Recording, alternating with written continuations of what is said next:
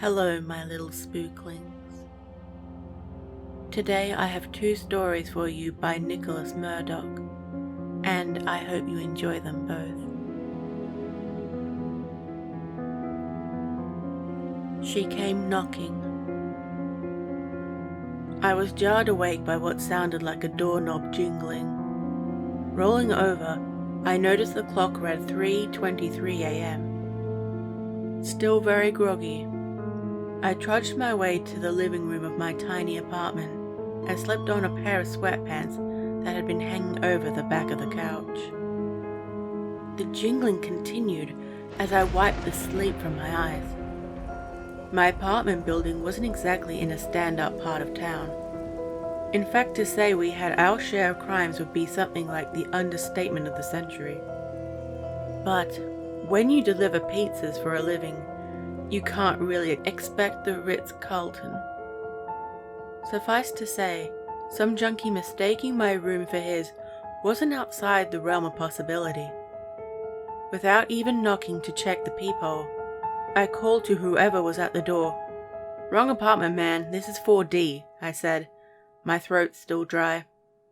The doorknob stopped rattling for a minute, and I shook my head and sighed. Just as I turned around to head back to bed, it started back up, only more aggressive. I seriously doubted someone was trying to break in, especially after hearing that I was home. But again, it was a shitty neighborhood. Groaning, I made my way to the door and beat on it as the handle shook.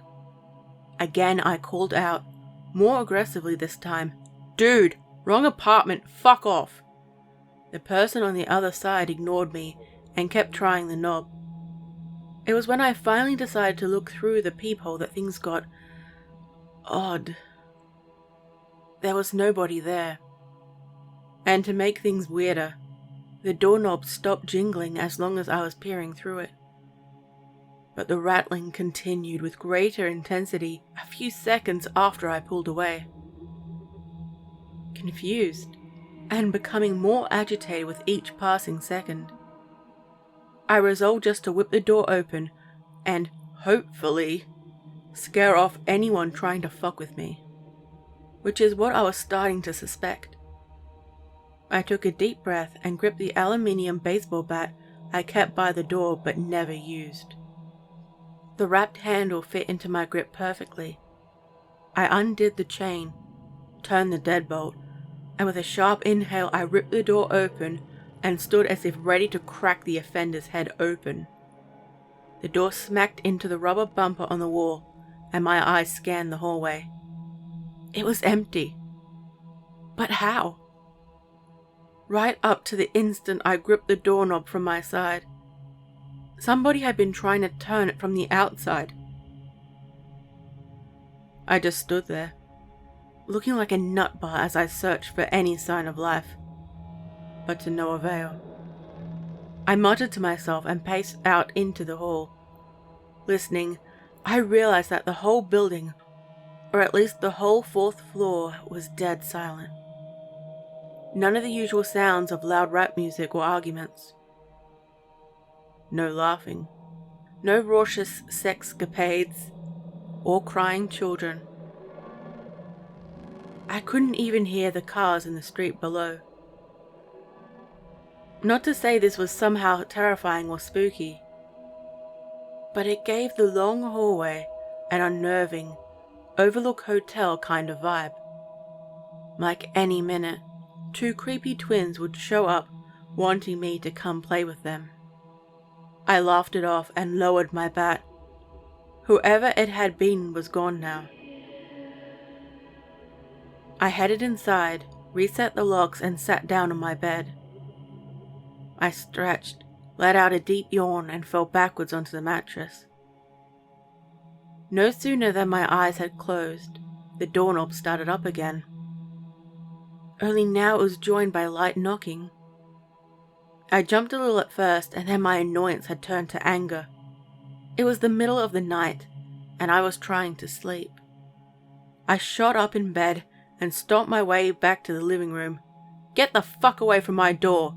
I shouted, this time putting some bass into my voice.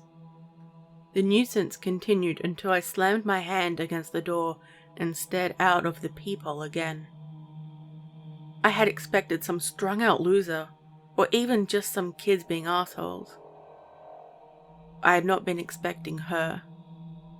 It was a woman. She was mostly backed, but from what I could tell she was thin, almost malnourished, and young, maybe mid-20s. She seemed sickly, but that could have been the lighting, I thought. Her head was lowered and her pale blonde hair rained down, obscuring her face. It looked like she was wearing a white silk nightgown or robe, which seemed appropriate given the hour. I couldn't seem to place her though. I didn't remember ever seeing her in the halls or in the laundry room. And there hadn't been any moving vans in front for a few months. Her appearance had caught me off guard and all the anger and annoyance left my body. "Hello," she whispered in a voice so low it took me a second to even realize I'd heard it. "Hello. Could you open the door, please?" I was dumbstruck. Was this woman really the one who had been screwing with me? She didn't look the type. "I need you to open the door," she whispered. "Please let me inside." She knocked slowly between speaking. "Is everything okay? Are you hurt?" I couldn't bring myself to just open the door for her. Something about the way she just appeared out of nowhere set me on edge. And if she really needed help, why all the messing around? "Everything will be fine, Nathan." Her tone sounded almost maternal, as if she was soothing a child from a nightmare. But how did she know my name? I was fairly certain I'd never met this woman before, though she did seem familiar somehow. I brought my eye away from the peephole and rubbed my head. "I'm sorry, do we know each other? Do you need me to call the police or something?" I struggled with myself. I mean, if she needed help, who was I to keep her locked out in the hallway? For whatever reason though, something in me knew I shouldn't. "Of course I know you, Nathan. Now please," she paused for a moment, "open the door." As unsettling as the whole situation was, I felt my anger rising back up in me. Just who the hell did this chick think she was to come here and harass me in the middle of the night? And claiming she knew me. I gripped the bat again, more for moral support than anything, and undid the deadbolt. I could hear her murmuring something, but it was too quiet to make out. I left the chain on though, just in case she decided to make a move. "Look, lady," I started, yanking the door open, but was cut short at what I saw through the open space. Nothing. Again. As if the woman had never been there to begin with. The hallway was as void of life as it was before. Slowly I closed the door and stood silently in the darkness of my living room. My mind struggled to make sense of what was happening. I must have been dreaming. There was no other way to piece it all together. Just a really strange, unnaturally vivid dream.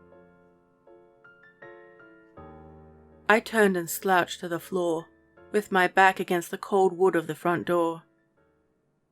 Letting out a deep sigh, I tried to force myself to wake up, but to no avail. I pinched myself, shook my head, and even punched out at the end table sitting nearby. I cursed softly as my hand throbbed, hanging my head in defeat. Fine. I resolved to wait there, keeping guard until morning. I could feel my eyelids getting heavy, the excitement of the night wearing thin and leaving my body feeling drained. No matter how hard I fought it, the Sandman's clutches pulled me steadily into an exhausted sleep. Knocking, I snapped awake and jumped to my feet. Knock. Knock. Knock. I did a quick 180 and gathered my bearings. Strangely, the knocks hadn't come from my front door.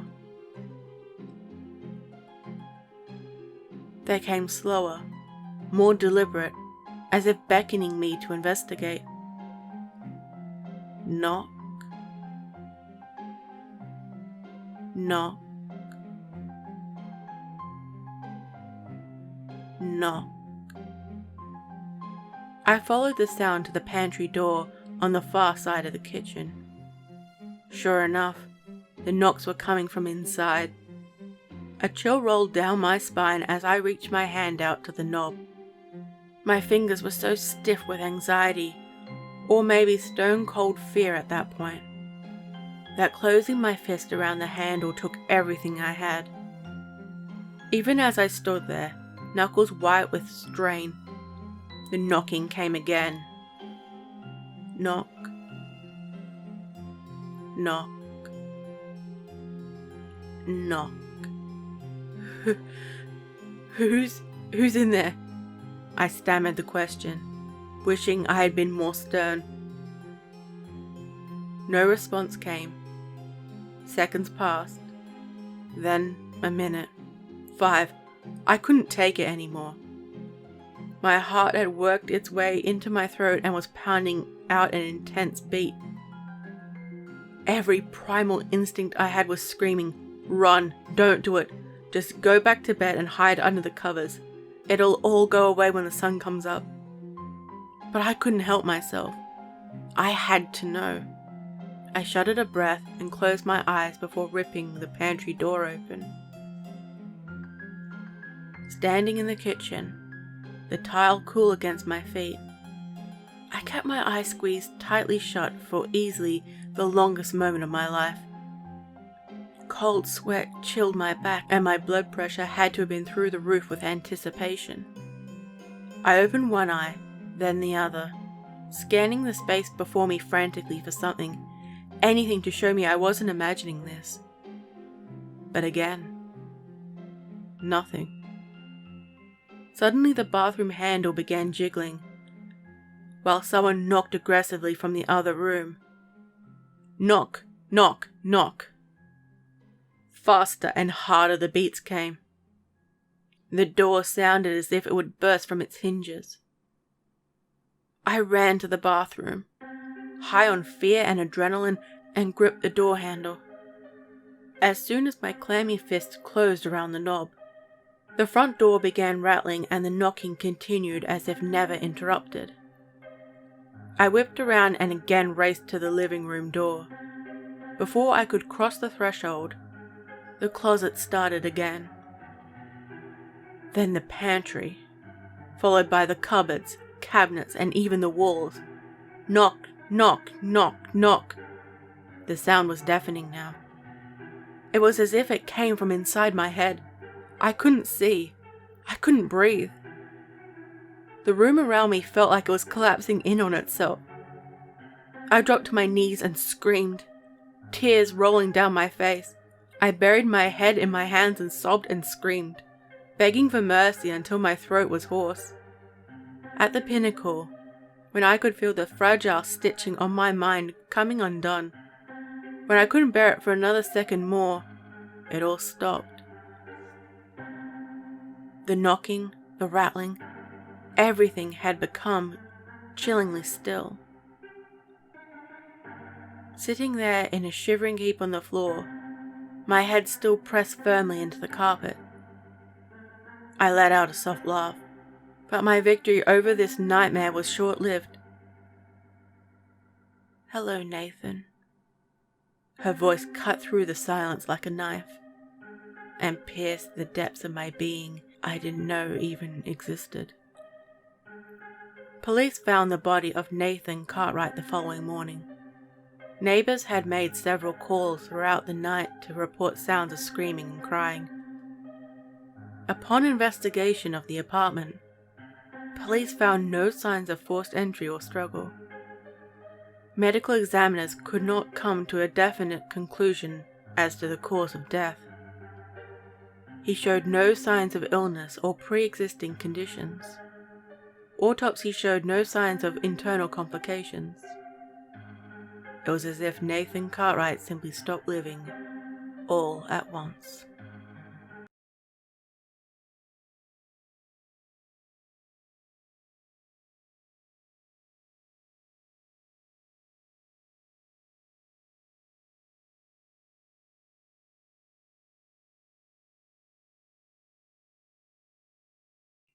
Koleta.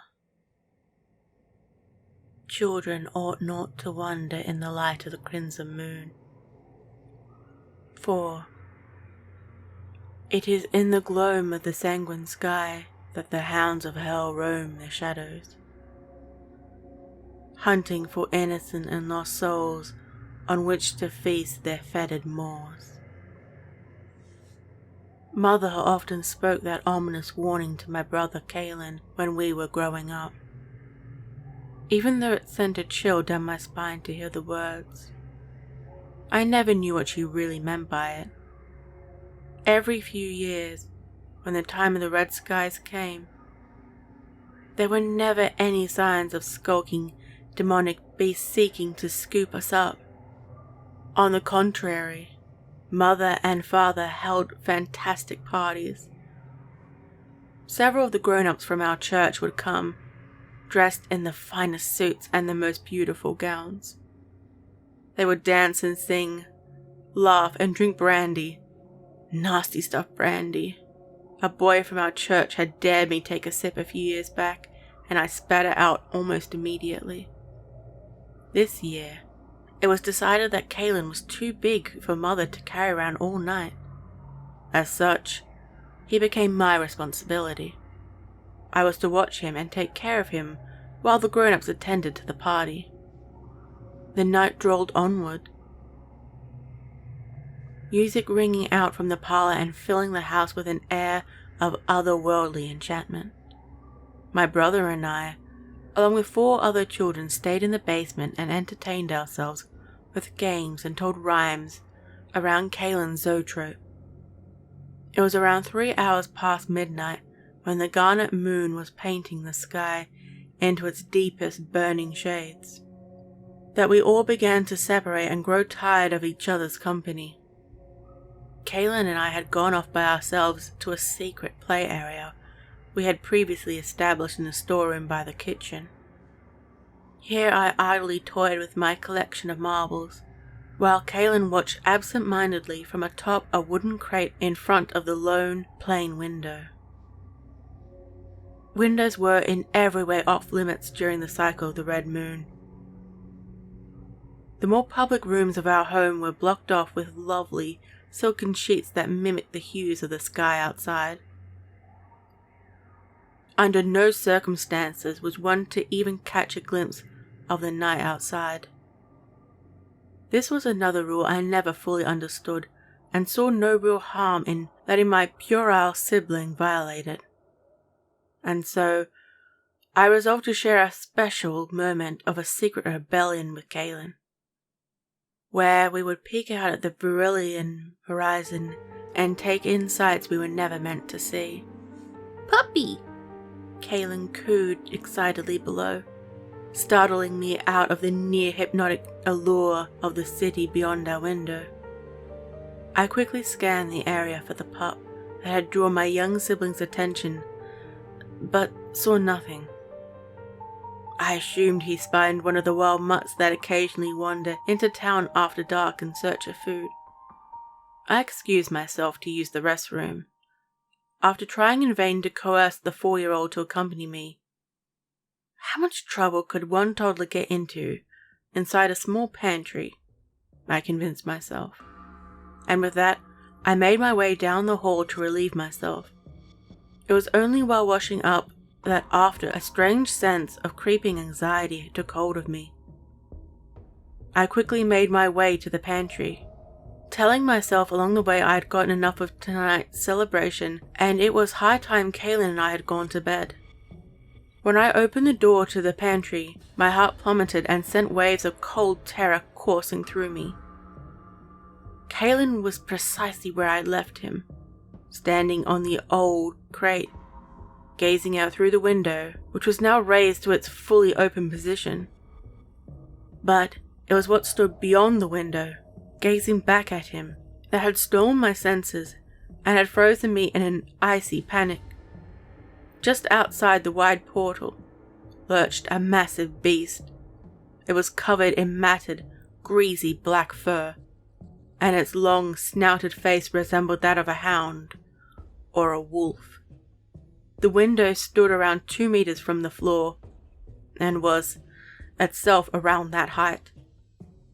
The dog-like thing slouched severely on its hind legs, and it must have stood more than 4 meters tall when fully upright. The thing's long, sinewy forelimbs hung down, and seemed to almost reach the ground. Worst of all were the beast's eyes, milky grey, and seemingly long dead. They stared at my brother.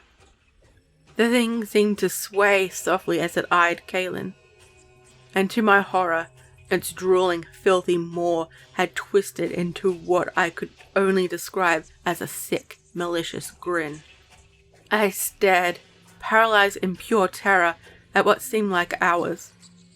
Before I knew it, however, reality caught up with me in a crashing, torrential, tidal wave of pure terror. With blinding speed, the thing snapped forward and caught Kaelin between his small neck and shoulders with its massive jaws and ripped him through the window and out into the night.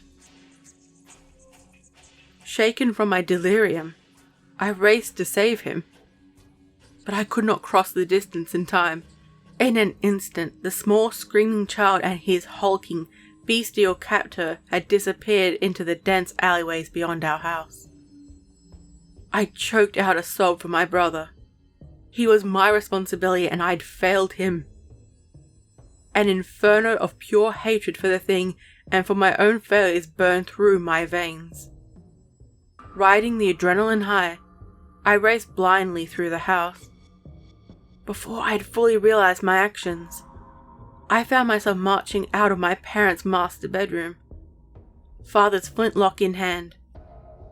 It was when I passed the parlor on my way to the window where the thing had stolen my brother that I paused. I'd heard my mother's inebriated laughter sounding out among the sounds of music, as well as the dull roar of her guests. I sighed solemnly. The adults would be of no help. Most of them that I could see could barely stand, let alone track a beast through the winding streets of town. If they even believed me to begin with, that is. Setting my jaw, I continued back to the pantry and after only a moment's hesitation, climbed out of the window and into the cobblestone alley beyond. Looking around, I shuddered. The sound of my footsteps reverberating off of the cold stone walls sent anxiety's cold fingers trickling up my spine. I saw, to my dismay, a well-defined trail of Kaelin's blood spattering off into the distance. My grip on the pistol tightened and I followed the dog-like thing's trail. I would get my brother back, I thought, and if not, I would kill the abomination that took him from me. Even if doing it, and more so, doing it alone, meant I might not come back. The twisting alleys and paths of the town that felt ever more labyrinthian in the ruby glow of the sickeningly sinister blood moon. Shadows loomed long, threatening to swallow me into their outstretched grasp. With every sharp angle, my heart beat faster, anticipating that horrid mongrel beast to leap out and claim me like it had Kaelin. My spine went rigid, and my blood turned into ice as a long, discordant sound rang out and echoed over the rooftops. It took me a moment to recognize it as a kind of unholy amalgam of a scream and a bestial howl. It had to be the thing that took Kaelin. Taking a deep breath, I set out at a light jog, determined to find the horror before it crawled back to whatever fetid pit it had come from. I trotted up the stone steps to the town's main square. As I came to the top, I'd gotten my wish, and dear God, I wish I hadn't. The dog-like thing was there, its back to me. I could see the sickly, mangy flesh running up its spine. Hair, or I suppose fur, clustered itself in matted bunches and glittered wet in the red lunar light. I could see now that its legs were unnaturally long as its arms had been when I first laid eyes on it. It was hunched over someone, and its gangling limbs lurched out at awkward angles so as to bring its face low. I stilled myself and crept slowly towards the feasting creature, raising father's flintlock level to my eye and aimed directly into the beast's center mass. As I neared, the thing seemed to jerk its canid face to the side and letting out a kind of mucusy hacking, as if some thick ichor were caught in its throat. With its head pulled away, I could see just who it had been gorging itself on. Kaylin's pale face, frozen in with a mix of agony and horror, gazed at me from beneath the crouching giant. Blood vessels in his right eye had been broken, giving it a bulging black look in the shadows. His face bore monstrous gashes down one side, and his silvery blonde hair was caked in gore. Below the neck, it was hardly possible to distinguish as a body. Viscera and half-chewed organs lay in a loose pile.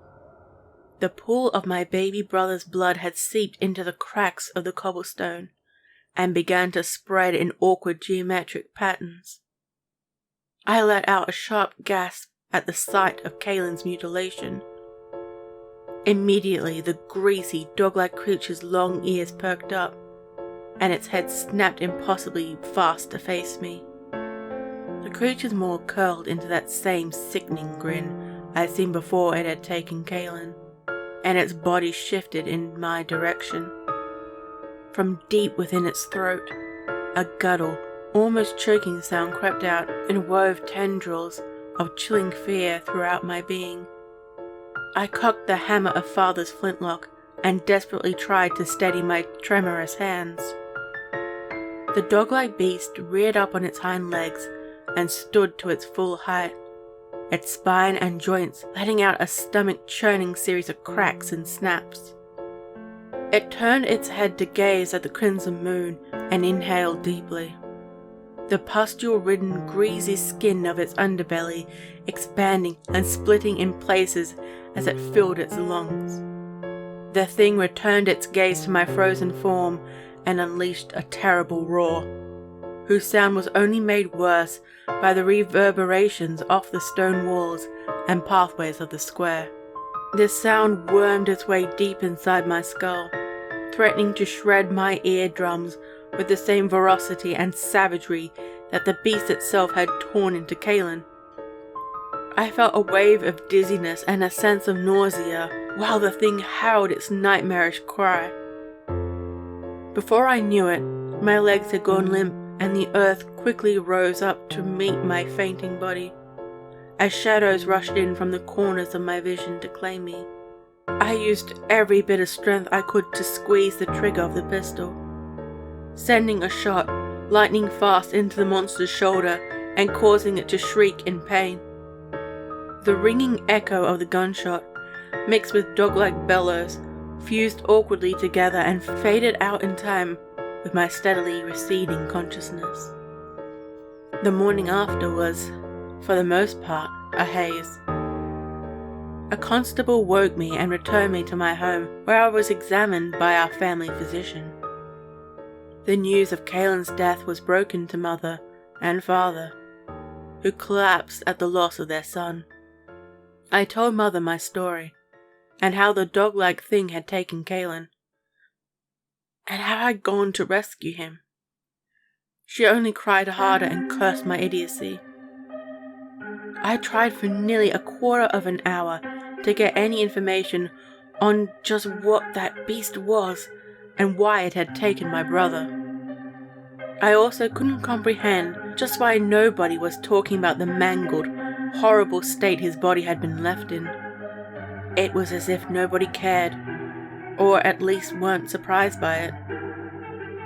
She never faltered, however. She never spoke a word.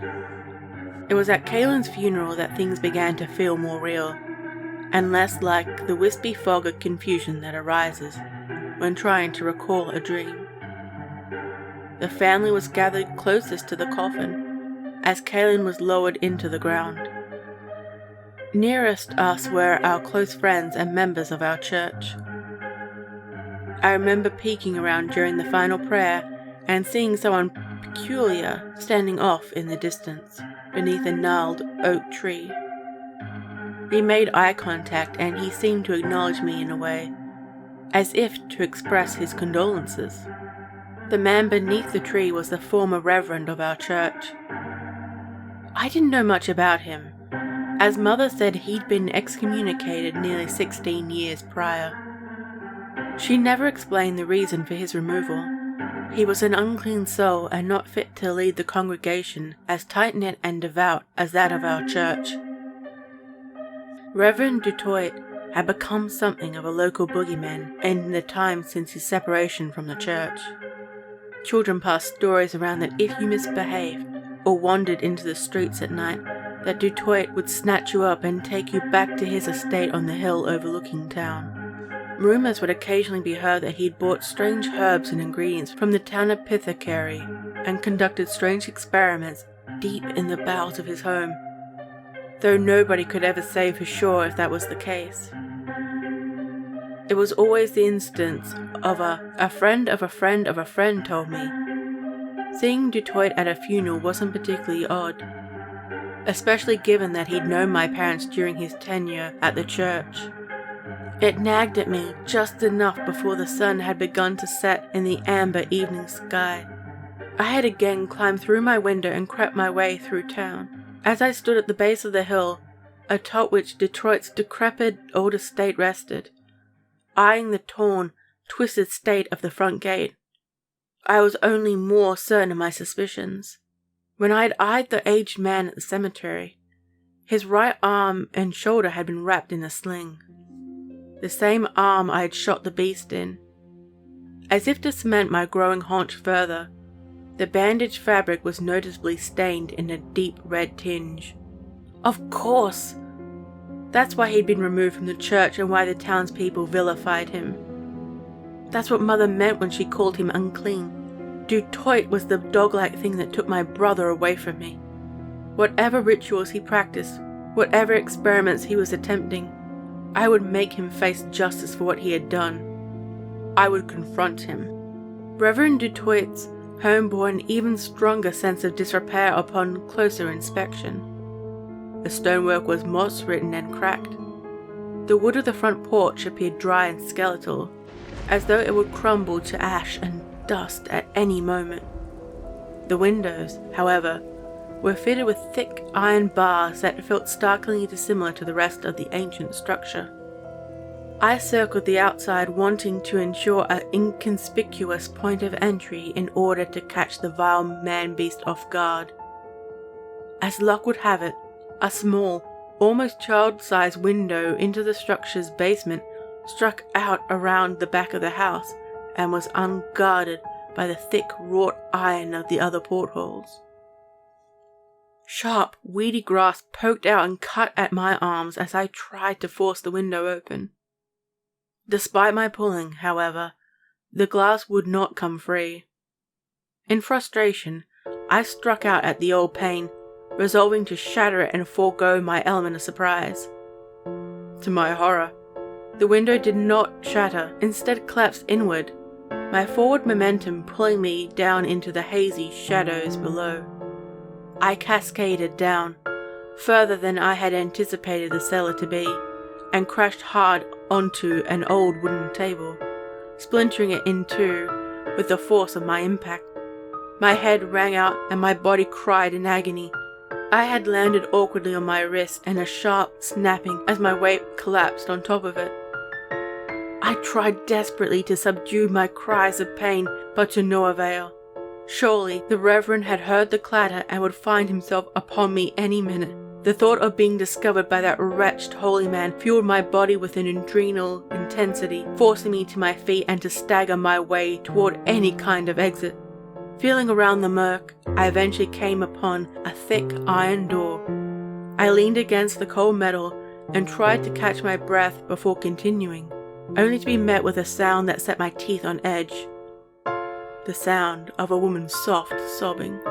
I listened intently for a moment, and yes, I could clearly hear a quiet whimper coming from the room beyond the thick metal door. I felt around blindly for a handle and pulled hard. The door rattled noisily in its frame. It had been barred from the outside. Fumbling frantically, I removed the heavy iron door jamb and pulled once more. The hinges groaned in protest before giving way, and the heavy metal cried awfully as it slid against the old wood floor. I had completely forgotten about being noiseless, and was almost entranced by the weeping woman. When the door was open wide enough for me to fit through, I slipped inside and felt my stomach drop with such force that I had to lean back on the frame to steady myself. The room was dimly lit by the lantern standing on a table to my immediate left. The surface was also riddled with glass vials of varying sizes, each containing different liquids. In the dull light I could see that most appeared thick and viscous, and no two were the same colour. There were surgical utensils as well, rusted scalpels, blades and hypodermic needles making up most of them. There were books opened at seemingly random pages, all depicting intricate and complicated looking formula. In the centre of the room, a large medical table was covered in sheets that were stained in what appeared to be large black splodges. The floor surrounding the table was splattered in dried blood. Bound by large shackles at her wrists and ankles was a young woman, a teenager. Her auburn hair hung down into her face and looked as though it hadn't been cut in years. She was wearing a dingy nightgown that I was sure had been white long ago, but had now been ruined with grime, sweat and other bodily filth. Her skin had been rubbed raw where the shackles gripped her, indicating that she had been imprisoned here for quite some time. The exposed flesh looked sickly and infected, dotted by small pustules that seemed to weep a foul ichor if she moved too rapidly. As her head drifted wearily to her left side, I could see a distinct and fresh wound that turned my blood to ice. Between her breast and collarbone was a deep circular lesion surrounded by blackening, bruised flesh. This girl had been the victim of a gunshot. I swallowed hard and the girl looked up at me. Her eyes were sunken. Small trails of blood trickled from her tear ducts. Her pupils had collapsed, giving her eyes an inhuman and animalistic look, only accented by the bulging blood vessels in her sclera. The pale skin of her face seemed to be stretched thin over her skull. It looked like she hadn't eaten a decent meal in weeks. I expected her to be relieved, that seeing someone who could help started her begging me to free her. But she only glared at me with feral intensity. When I reached out to her and tried to speak, she flew into a rage and began screaming an unholy, awful sound. She flailed her arms and kicked her legs, rattling her chains violently. I felt my knees go weak and found myself crawling backwards on the floor in abject horror. Her frenzied cries and wild behaviour was made 1,000,000 times worse by the fact that her bonds seemed to be giving way, if ever so slightly. I began to scramble for the door. I wanted nothing more than to leave that cursed place, that horrible young woman, and to be home, safe in my bed. But as I grabbed for the handle, the door flew back against me, knocking me onto my back. Reverend Dutoit had burst into the room, his dry, ancient voice now booming through the stone room. At the sight of me, however, his shouts died in his throat. His pale, grey eyes grew wide with panic. His already pale skin became that much more paled as the blood rushed from his face. "You," the question croaked out of his throat as he extended a long skeletal finger in my direction. "You cannot," he said more firmly. though the mask of confusion never left his wrinkled face. We stared at each other for a long time, all while the chained girl continued her caterwauling. "Her name," he whispered solemnly, his eyes sinking to the stone floor beneath him. "Her name is Koleta. She is my daughter. I know she hurt that young boy," he said, pausing. "He was not the first, and I knew she would have hurt you as well, had you not fired on her." He raised his gaze to stare at the auburn-haired girl, and tears welled in his aged eyes.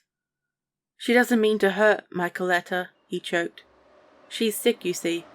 Plague runs in her blood, cursed she is. I tried for years to help her, to take the sickness away, but with every bloody moon, she gets harder and harder to control." The man slowly removed an overcoat, again revealing his bandaged arm, and winced noticeably as he undid the wrapping. His arm had been gouged in 3 deep, rough slashes that could only have been made by very sharp teeth or claws. The wounds oozed a trail of milky pus as he moved. They were clearly infected, and judging by the tentacling black veins beneath his thin skin, I didn't think he had much of a chance of surviving. Detroit stepped over me, his long legs swinging silently as he did, and he made his way to the chained, wild form of Koleta. She screamed and roared at him, gnashed her teeth, and sending a spray of spittle across her father's face. She cupped her cheek, being careful not to lose a finger in the process, and started humming softly to her. It was a tune I recognized vaguely, though to place it proved impossible. Koleta's fit steadily calmed as he sung, until her head drooped low and her body relaxed. He kissed her softly on the forehead and whispered something indistinct into her ear. After wiping the tears from his eyes, he turned again to face me. He walked softly towards me and extended a hand to help me from the floor. "Come," he said. "Let me make you some tea and we can get you back to your parents no worse for wear." With that he strolled calmly past me and into the cellar beyond. I did not follow. I reached out to the warped work table and firmly grasped a jagged, rusty scalpel. The Reverend stopped just beyond the large iron door, and a cold stillness engulfed the air between us. I heard him draw in a shuddering breath and quietly plead, "Don't." My blood burned hot as it pumped powerfully through my veins. I knew what I had to do. I had come here to confront the thing that killed Kaylin. And there she was, bound and waiting, being protected only by a frail old man. Time seemed to slow, and I pivoted on my heels, breaking for the dog thing this man called Koleta. The Reverend barely had time to turn around before I'd cleared the distance and drew the blade across the girl's throat.